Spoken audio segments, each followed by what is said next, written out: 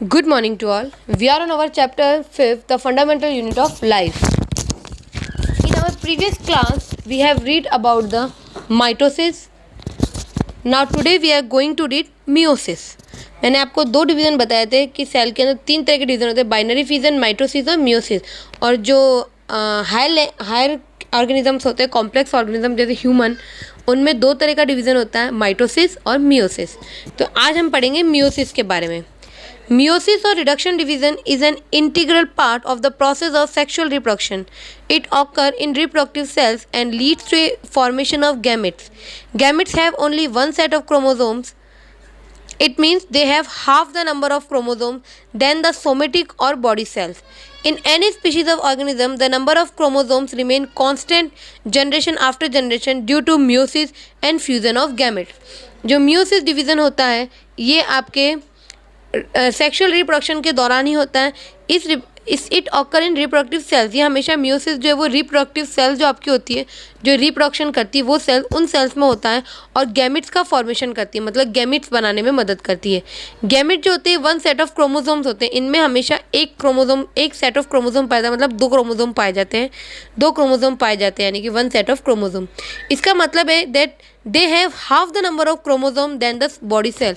इसका मतलब है कि बॉडी सेल के अंदर जितने क्रोमोसोम्स होते हैं उसका हाफ क्रोमोसोम आपका यहाँ पाया जाता है, गैमेट्स के अंदर पाया जाता है।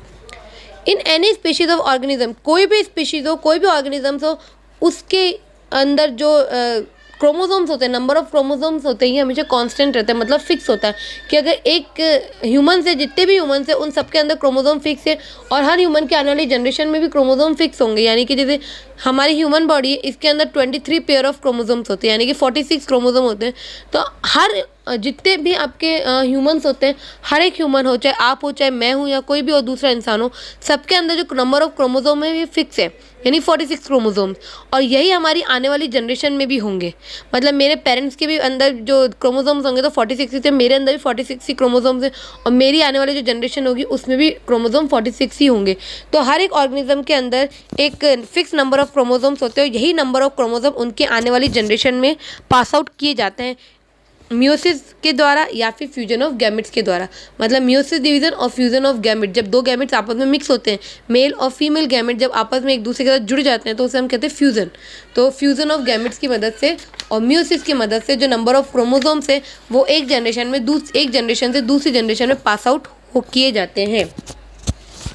Now meiosis और reduction division show many major differences from mitosis. जो मियोसिस होता है उसके अंदर डिवीजन है, मियोसिस डिवीजन में कई सारे डिफरेंसेस होते हैं जो माइटोसिस से उसको अलग करता है।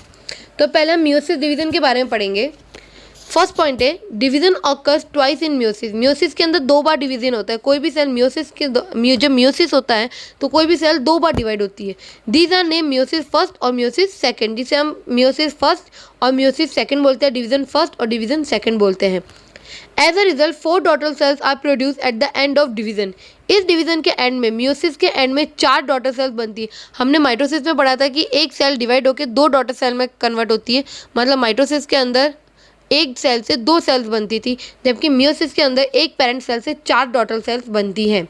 Initially 2 cells are formed after first meiotic division and these 2 cells undergo second meiotic division to produce 4 daughter cell at the end of the division। आप डायग्राम में देख सकते हैं मियोसिस के एक जो इंटरफेस होती है, इंटरफेस के अंदर ये तैयारी करती है डिवीज़न की। जो पहला डिवीज़न है उसमें जितने भी क्रोमोसोम्स होते हैं वो जैसे एक सेल के अंदर 4 क्रोमोसोम दिए तो चारों क्रोमोसोम जो है दो अलग अलग सेल्स में डिवाइड हो जाते हैं। तो डिवीज़न फर्स्ट के अंदर पेरेंट सेल से 2 डॉटर सेल बनती है और डिवीज़न सेकंड के अंदर उन डॉटर सेल से 2 डॉटर सेल से आगे जाके फर्दर डिवीज़न 2 के अंदर 4 डॉटर सेल बनती है, यानी एक डॉटर सेल से 2 डॉटर सेल बनती है। सेकेंड है the number of chromosome in daughter cell से reduce to half the chromosome number of mother cell. हर एक डॉटर सेल के अंदर जो नंबर ऑफ क्रोमोसोम्स होते हैं वो हाफ हो जाते हैं। मतलब अगर आप देखोगे डायग्राम में तो मदर सेल के अंदर 4 क्रोमोसोम्स यानी 2 पेयर ऑफ क्रोमोसोम थे, लेकिन डॉटर सेल में आते आते सिर्फ 2 क्रोमोसोम बनते हैं। एक डॉटर सेल के अंदर 2 क्रोमोसोम पाए गए हैं, जब क्या इसका मतलब है कि एक मदर सेल से मियोसिस के अंदर एक मदर सेल से 4 डॉटर सेल बनती है और इन चारों डॉटर सेल्स के अंदर जो नंबर ऑफ क्रोमोसोम्स होते हैं वो मदर सेल के हाफ हो जाते हैं। मतलब मदर सेल में जितने क्रोमोसोम होंगे उसके आधे क्रोमोसोम ही डॉटर सेल के अंदर पाए जाते हैं। तो इस यहाँ पे डायग्राम में देखिए मदर सेल के अंदर चार क्रोमोसोम है और जबकि आप लास्ट में डॉटर सेल देखेंगे जो 4 डॉटर सेल्स बनी है तो हर एक सेल के अंदर 2 ही क्रोमोसोम पाए गए हैं।